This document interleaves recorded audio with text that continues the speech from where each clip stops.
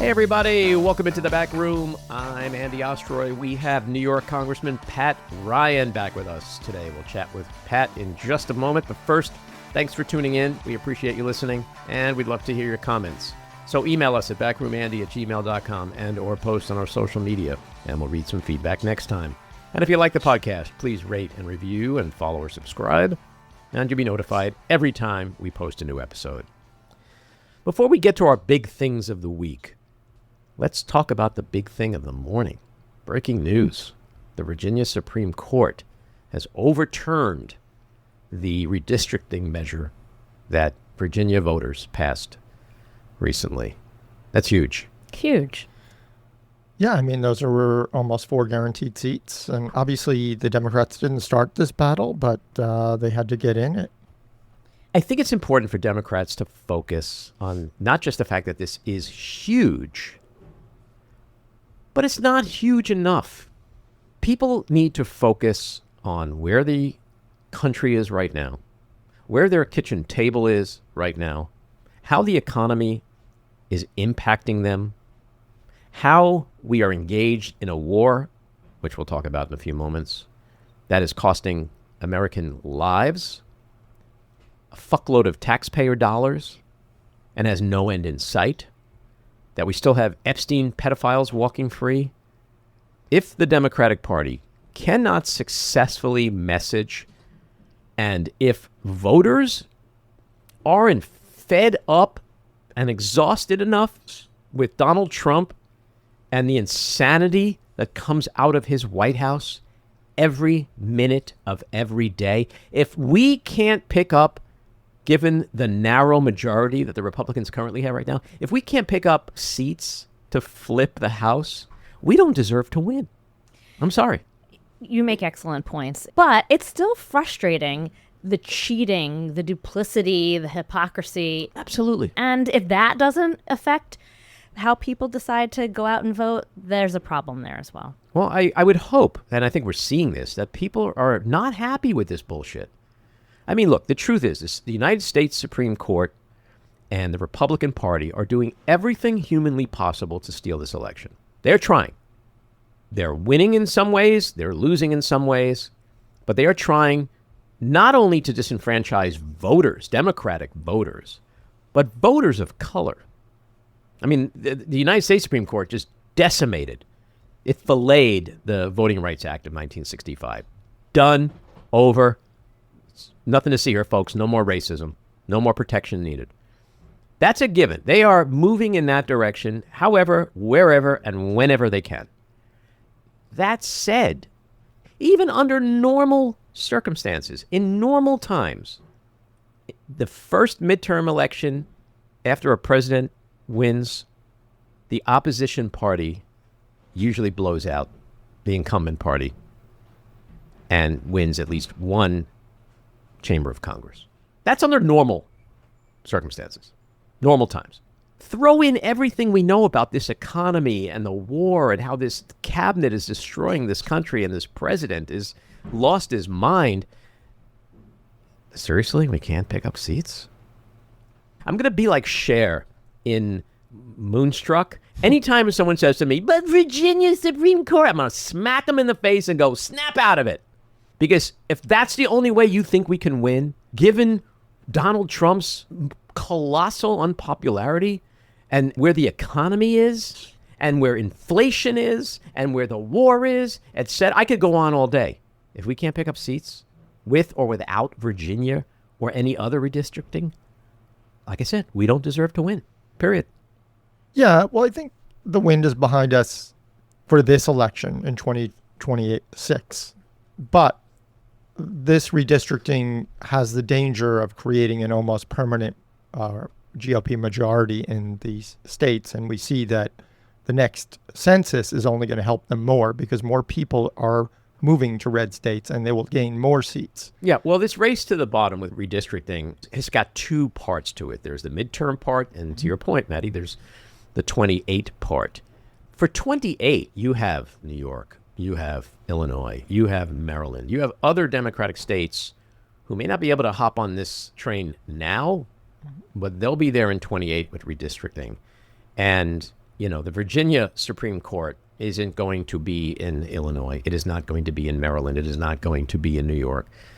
And I'm not minimizing the significance of this, but to focus on 28 is just like, let's just get through the midterms. And the way we get through the midterms is not to now spend the next however many weeks going, well, shit, we're screwed. Virginia Supreme Court, blah, blah, blah. They're getting seats and we're not, blah, blah, blah. Texas, whatever. Stop. Be angry. Be engaged. Vote. And tell everyone you know to vote. And here's another little statistic that we must focus on. In these elections, Democrats vote like 55%, maybe a little closer to 60 in a good year. People, bring that up. Bring it up to 65, 70, 75%.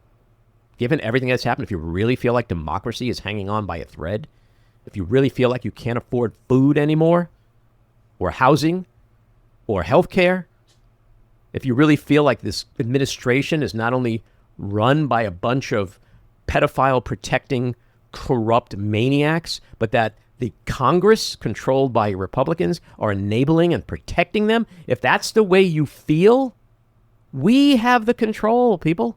Just vote. If we vote in numbers that matter, it won't matter what the Virginia Supreme Court just did. Parents, your seniors in high school who are either going to college or starting their new chapter in life, make sure they register to vote.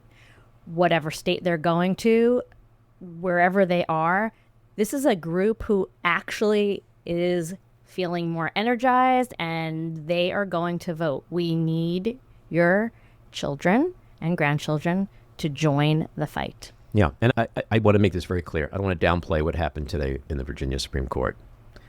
I don't want to delegitimize anybody's depression over it or concern over it. It is big news. But please focus on the bigger news. The bigger news is that Donald Trump and the Republican Party are imploding. They're imploding. This election is ours to lose. Let's talk about the Iran war. So let's just recap for a second. There's nothing on the table that deals with nuclear capabilities or the enriched uranium. Regime change.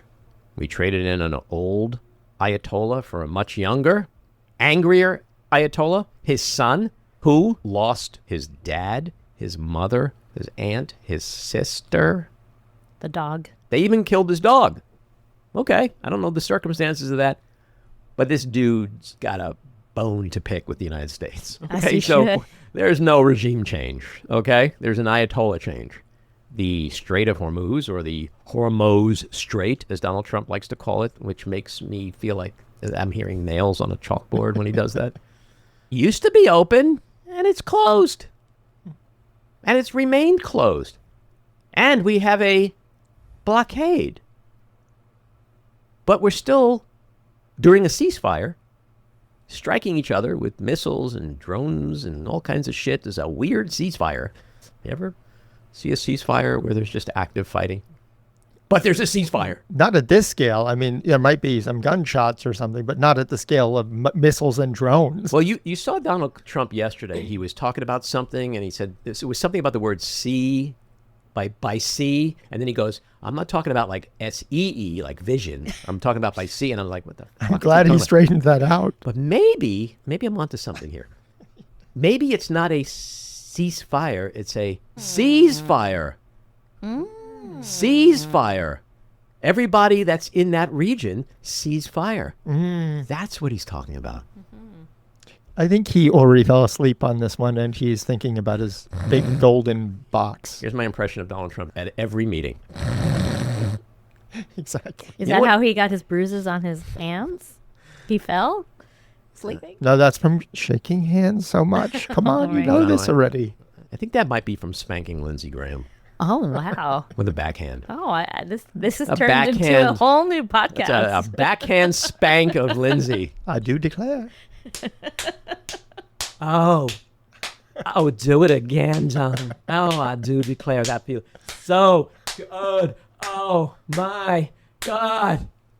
Where do we go from here? We should just shut the mic right now. I don't think we can top that. That does explain it. Yeah. I'm not sure what humors me more.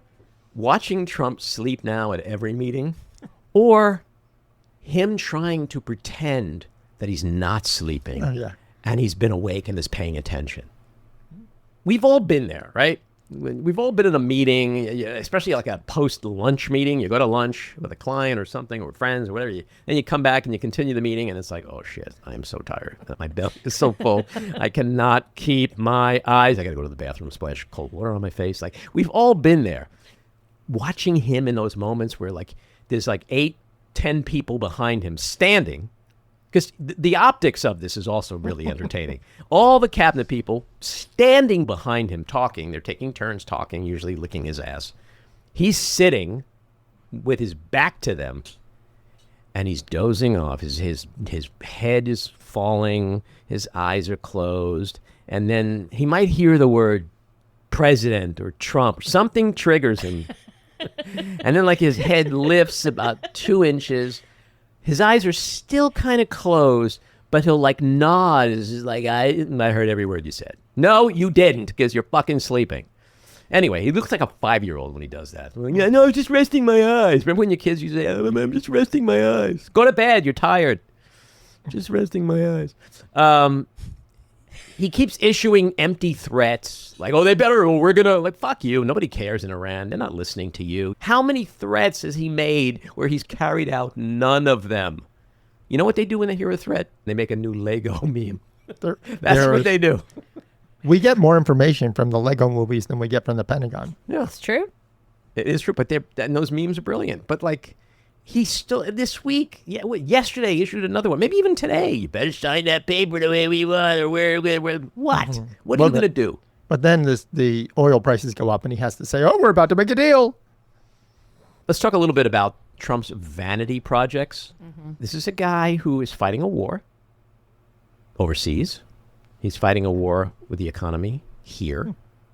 There are so many issues of affordability, which, by the way, this week he called Democrat bullshit. He literally said affordability is Democrat bullshit.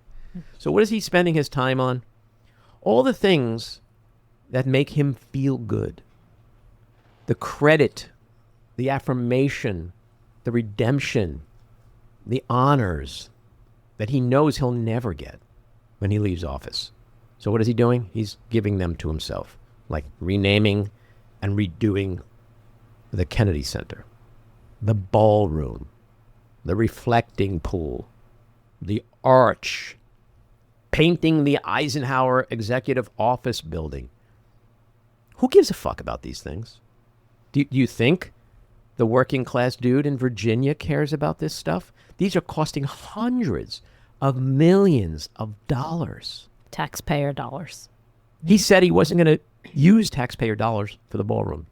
CNN aired a great clip the other night, a montage of him making all these promises. It's going to be private money. I'm paying for it, blah, blah, blah. Rich people, blah, blah, blah.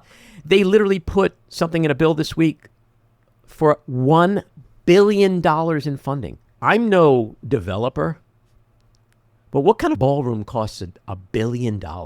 It's the 7-inch thick windows. You need I the didn't know special. You need the special marble. I didn't know where you were going with that, Maddie.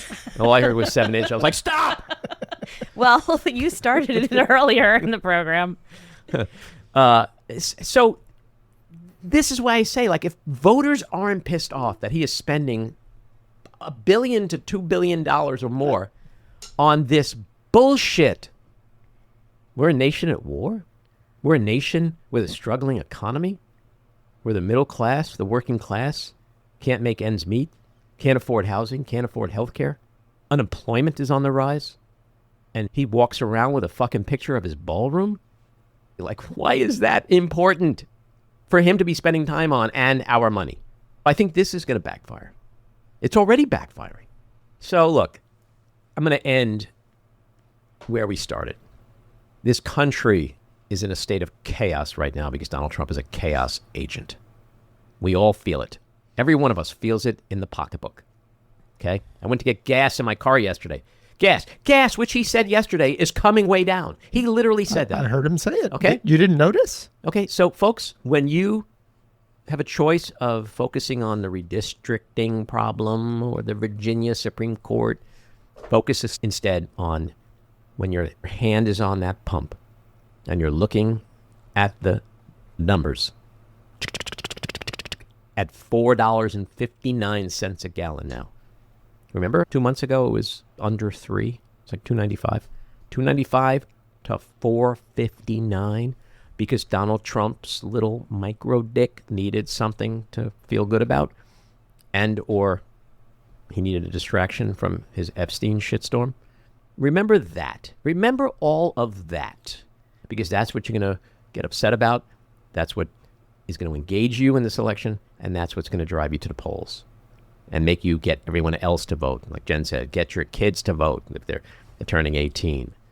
That's what matters, not redistricting. You know what redistricting is like? It's like one of those things in the road, the bumps, the Speed bump? Speed bump. Okay. It's like you got to slow down, boom, but then after you get over the speed bump, you can go 100 miles an hour until the next, right? Just go 100 miles an hour towards the midterms and do everything you can to put these people out of jobs. All right, let's get to our winners and losers. My winner, hope for change in November. According to a new Washington Post ABC News poll, 59% of Americans believe President Trump does not have the mental sharpness necessary to lead the country. My loser, fair voting. Tennessee passed a new redistricting map and breaks up the state's lone Democratic district. On Thursday, we saw a rare win for the rule of law. The Court of International Trade ruled Trump's replacement tariffs are unlawful and ordered refunds to the small businesses forced to pay them.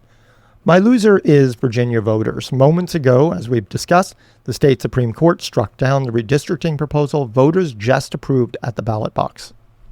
My winner, Washington Post journalist Hannah Nathanson, the target of an FBI raid and asset seizure in January, who won a Pulitzer Prize this week for her reporting on the Trump administration's overhaul of the federal government. My loser, Donald Trump, whose approval continues to crater towards the 20s and was dealt a second major tariff defeat when a federal court ruled this week that his 10% global across-the-board tariffs are illegal. And that gets us to the weekly rant. At a hearing yesterday, a federal appeals court panel appeared likely to reject Secretary of Defense Pete Hegseth's witch hunt against Democratic Senator Mark Kelly, who sued Hegseth in January over an effort to punish him over his call to U.S. service members to refuse to follow illegal orders. This stems from a video Kelly made with 5 other congressional Democrats last November. The punitive actions Hegseth is attempting against Kelly, who initially received a letter of censure, included a motion in rank and a stripping of retirement benefits, including his pension. So let's see if I've got this straight.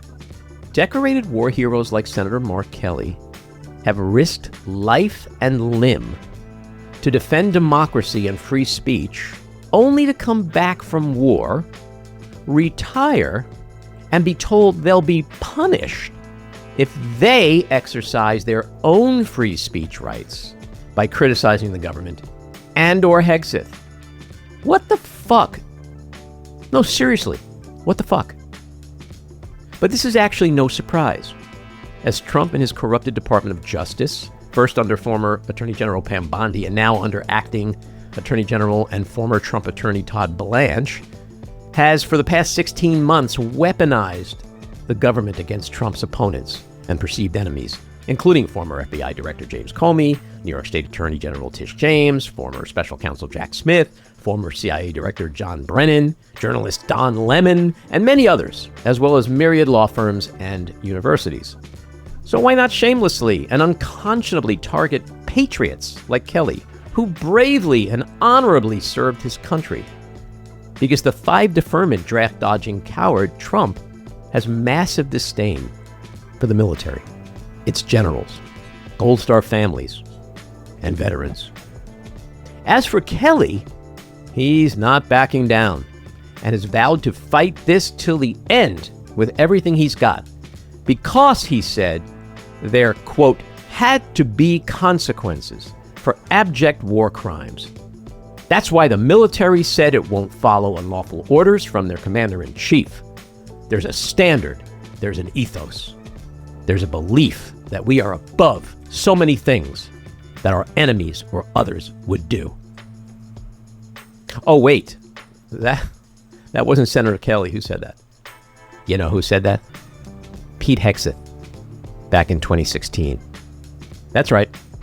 Hegseth is now trying to strip a decorated war hero of his rank and pension over something he himself once said. What a difference a decade makes when you have your slicked back head shoved so far up Trump's ass that you no longer know what the hell you truly believe. Just like J.D. Vance, Marco Rubio, Scott Bessent, Bobby Kennedy Jr., and all the other cabinet members who've pathetically sold their souls to a democracy-raping dictator wannabe in exchange for access, relevance, power, and money. All right, let's get to Congressman Pat Ryan. He represents New York's 18th Congressional District, and he's an Ulster County native and West Point graduate. He served 2 tours of duty in Iraq, and after returning home, he started a small business before being elected Ulster County Executive in 2019. In Congress, Pat serves on the House Armed Services and Transportation and Infrastructure Committees. Congressman, welcome back into the back room. Thanks for having me. Good to be back. Always good to have you here. I want to start off with some breaking news, literally like in the last minute or two as we're taping here on Friday morning. The Virginia Supreme Court has overturned the recent ballot measure that would allow Democrats to redistrict Virginia. Is this over, or are there options that Democrats can and will pursue?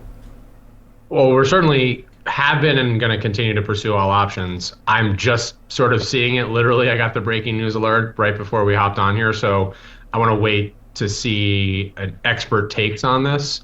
But the first read seems like is a serious decision that may hold, at least as it relates to 2026. Mm-hmm. But we got to be clear who started this race to the bottom, which was certainly Trump. And, you know, I don't think it's good for the country that we're in this fight. But that being said, with the fight started, we've got to fight back and we've got to win. So, yeah, you know, the Republicans hold a razor-thin majority right now. Given traditionally how the opposition party flips 1 or 2 chambers of Congress during the first midterm election after a president's election, but more so, given where we are in this country with the economy, with the war, with all the problems, I think it's important for Democrats, for voters, not to focus on stuff like this. We should be able to handily win this election with or without redistricting, right? That's absolutely right. And our district is really a microcosm of the country, where it's one of the last purple districts in the House. It's got the full gamut of, from farm country to pretty dense urban areas and everything in between, and a lot of political diversity and other diversity. And I can tell you definitively, the American people are widely and aggressively rejecting what this administration is doing. At every, if the core promise was lower cost and less war and less overseas entanglements, we've obviously seen skyrocketing costs and more war in the last, even just in this calendar year, than we've had in decades. So, and that is not being well received. So I agree, channeling energy into our electoral and democratic process, rather sort of don't agonize, organize, is definitely the mantra. And delivering a decisive victory in all across the House and Senate races is also going to be super important to undercut any narrative Trump might try to introduce of sowing doubt into the results. If it's an overwhelming result, which I think it can be, then I think that's actually the single greatest thing we can do to de-risk his strategy to mess with the elections. Mm-hmm. Let's talk about Iran. The war is over 2 months old. Trump initially said it'd be over in 4 to 6 weeks. There's no clear mission, no end in sight. What concerns you most at this point?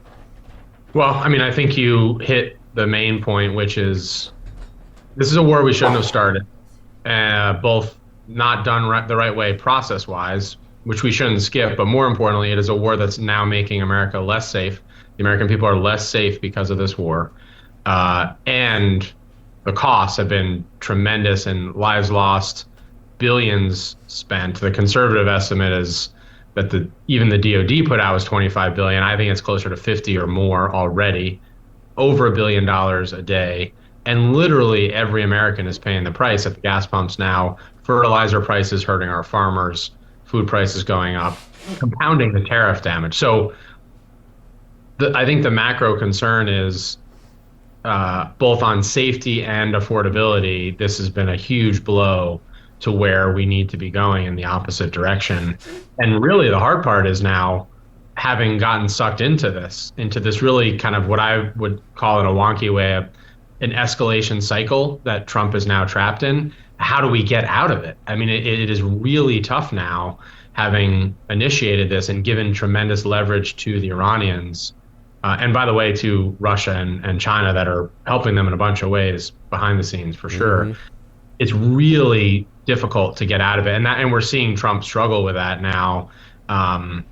And so that it just, I think it's hard to articulate how profoundly this hurts our security and safety, both immediately, but in the long term as well. We now have less ability to compete with more serious adversaries like China and Russia and others.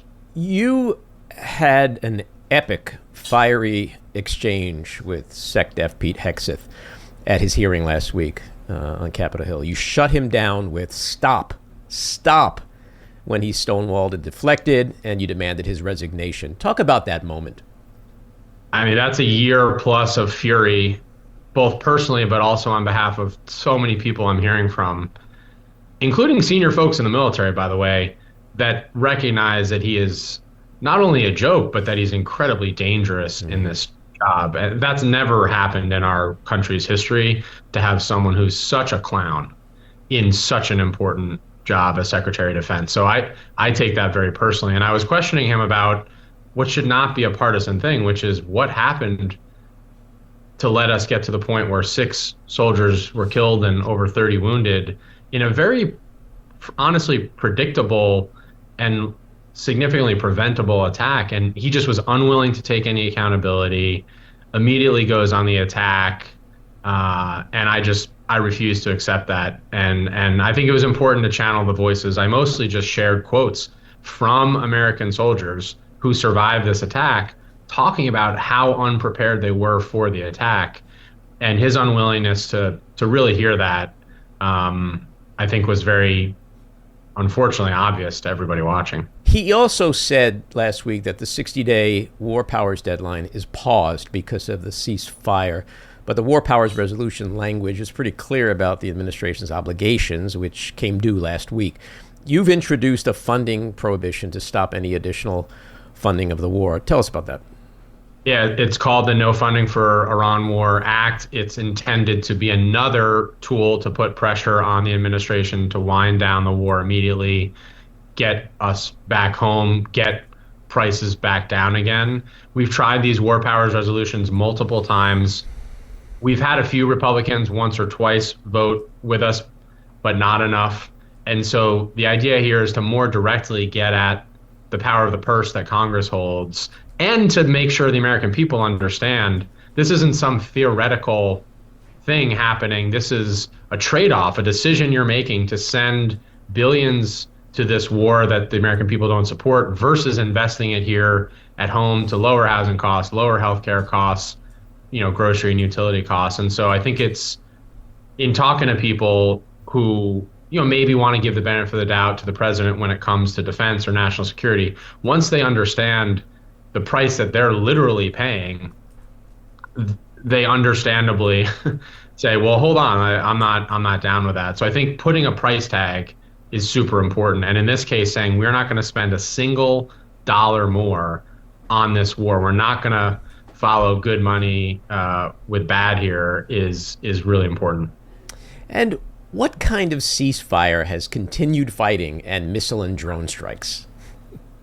I mean, they're just straight lying to the American people. And, to see the 4-star chairman of the Joint Chiefs 2 days ago have to stand there while Hegseth lied straight up to the American people, to the cameras, it's stunning. And I've been doing more kind of national press and media than I've in the last 2 months than I've done in years, because I think it's so important right now that all of us, but especially those of us that have served, just call out these lies. I mean, they're just straight up.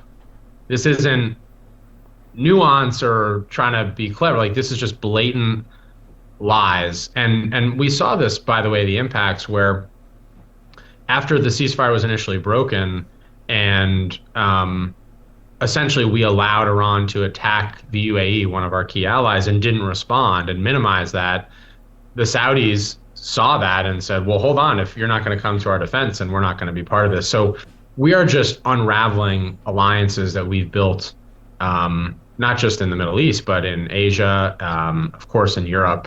And the damage is hopefully irreparable, but it's going to take a lot of work to repair. Help me understand something, if you can. Since day one, Trump has said, we won. This week, he and also, I think, Marco Rubio said the war is over. So why do we need to have a ceasefire and a peace deal with a country we've already beaten, whose military, according to Trump and Hegseth, we've obliterated, yet the podcast host says sarcastically, is still launching drone and missile strikes on our military assets, as well as those of our allies like the UAE.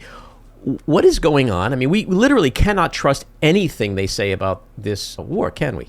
No, we can't. And I actually was saying to some of my staff this week, like, it's actually hard to go online, pick your platform or even TV, but it's certainly online, and actually suss out what is factually happening on the ground here. And I say that as a sitting member of Congress on the Armed Services Committee. That's and we're terrifying, by the way.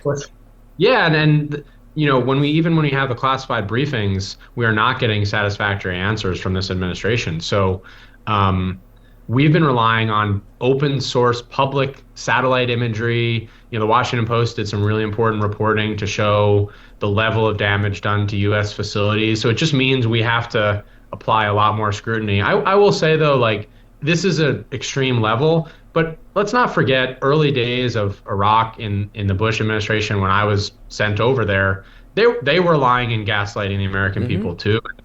You know, some Democrats over the course of our country's history have been guilty of this as well, where, you know, when we get out of whack and the American people aren't consulted throughout this process, which is what the wisdom of our founders and framers called for, we end up with really bad strategic outcomes. And when this war started without any consultation, I mean, there's not even an attempt to make the case to the American people, not a single vote in Congress. It is not shocking to me that the public polling last weekend showed this war, even at this point, as unpopular as Vietnam and Iraq, at the bottom of support there. And that's just a sad statement of where we are. Mm-hmm. Let's switch to the economy and the upcoming midterms. We have gas and oil at the highest levels in 4 years. Inflation is at the highest level since November 23. Trump has broken his no wars, America first promise. Epstein pedophiles still walk the land free. Putting aside the redistricting debacle, how confident are you about November? I feel very confident there's going to be a major wave against Trump and the administration and the costs and the wars. I think that is about as baked as you can get. I think we saw the early signs of that in the 2025 elections, including in local elections in the Hudson Valley. I mean, Dutchess County, where you're sitting, flipped the county legislature. Orange County, which we did not expect, flipped their local county legislature. So that wave has been building, and it's largely against all the harm, rightly so. What I think we really need to focus on, though, both for purposes of the midterms and for 2028, and just because it's the right thing to do, is not just what we're against, but what we're for. And I am continuing within the Democratic Party to try to push us to be more explicit about the positive case. What is the story we're telling of how we will do better, what we will do better, why it will actually help folks? Because I talked to a lot of, you know, folks in our area. There's about 20,000 people, for example, who voted for President Trump and voted for me in our district in the last election. They don't really trust either party. They don't really trust politics and politicians. And it's because we're always just being negative about the other side and not positive about what we want to do. So I've been really trying to focus on, what my campaign is for, what the party is for. And candidly, like, we need to do a lot of work on the national brand level anyway for the Democratic Party to improve that. And if we're not honest about that, then we're going to be in real trouble for 2028. And speaking of 28, are you running? Can we break some news here? Absolutely not. Absolutely not. Absolutely not running, or absolutely can't break news here? Or both?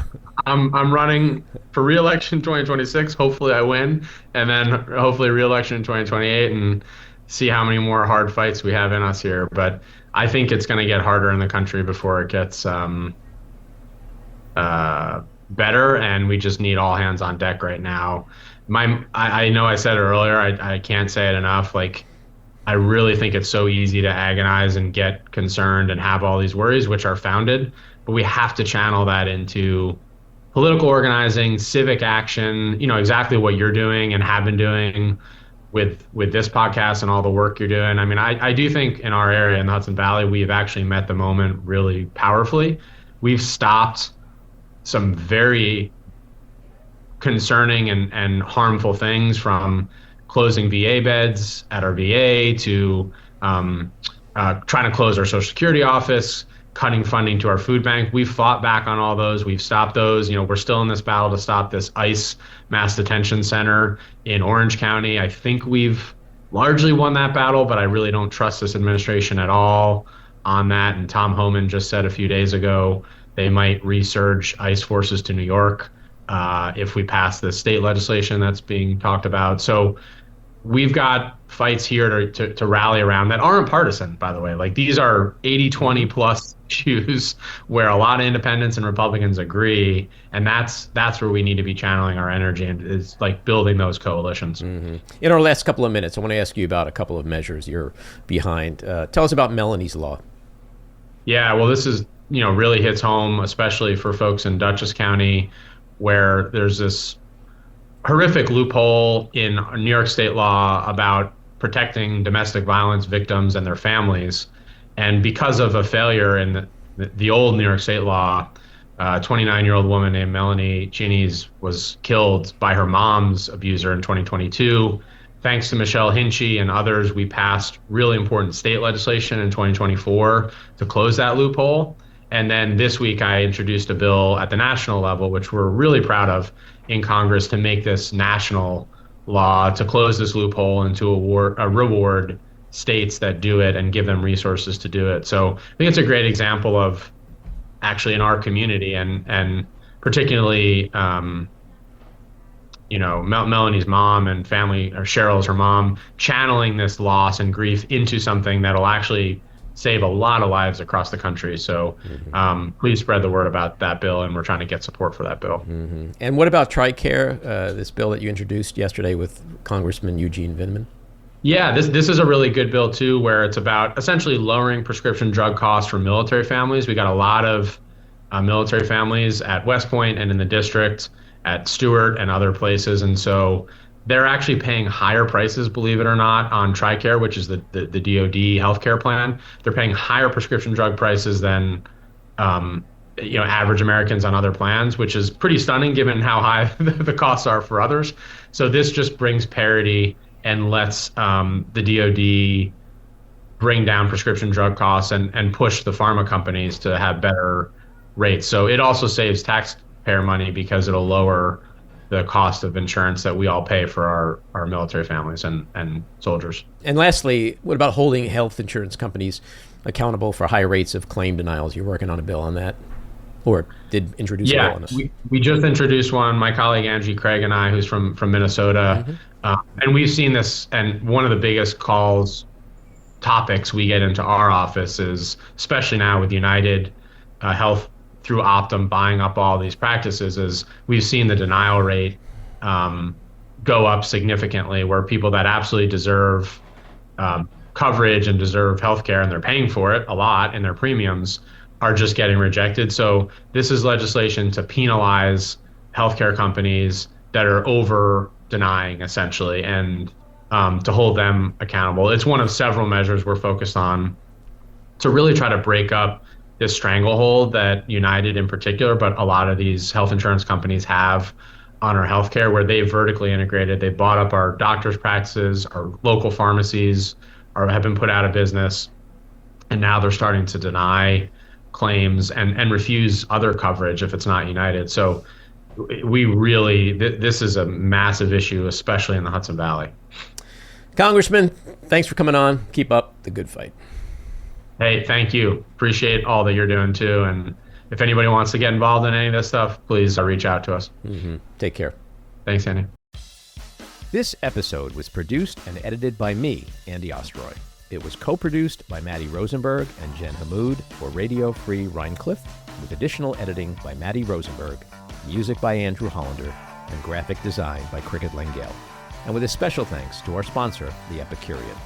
Again, thanks for listening. Please rate and review wherever you get your podcasts, and subscribe to the Backroom with Andy Ostroy YouTube channel, where you can watch full videos of our interviews. See you next time.